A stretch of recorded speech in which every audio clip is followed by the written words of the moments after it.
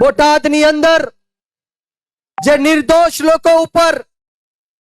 જે અમુક ટકા પોલીસ જે ભ્રષ્ટાચારી ભારતીય જનતા પાર્ટીની ગુલામી કરે છે, એમની ગુલામ બનીને આ નિર્દોષ લોકો ઉપર લાઠીચાર્જ કર્યો છે। આ નિર્દોષ ખેડૂતોને જે રીતના જલિયાવાલા બાગની અંદર અંગ્રેજોના કહેવાથી આ પોલીસે અંધાધૂંધ ગોળીબારી કરીને ભારત દેશના લોકોને ગોળીબાર કરીને મોતને ઘાટ ઉતાર્યા હતા, એવી જ રીતના બોટાદની અંદર જ્યારે ખેડૂતો આ કડદા પ્રથાને લઈને વિરોધ કરવા માટે ગયા હતા,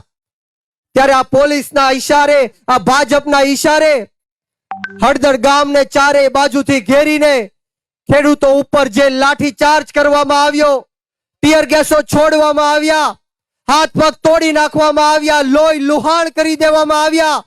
ઘરમાં ઘૂસીને દરવાજાઓ તોડીને માતાઓ બહેનો ઉપર લાઠીચાર્જ કર્યો, દમન ગુજાર્યો। ત્યારે હું આપ સૌને કહેવા આવ્યો છું કે આમ આદમી પાર્ટીના અનેક નેતાઓને ખોટા કેસોની અંદર જેલની અંદર પૂર્યા હતા। જ્યારે ચૈતરભાઈ વસાવાને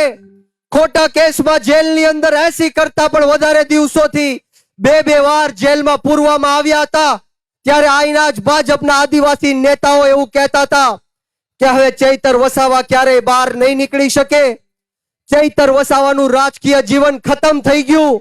હવે ચૈતર વસાવા ક્યારેય ઊભો નહીં થઈ શકે, લોકોનું કામ નહીં કરી શકે। ત્યારે ચૈતરભાઈ ફરીવાર આપણી વચ્ચે ઉપસ્થિત થઈ ગયા છે।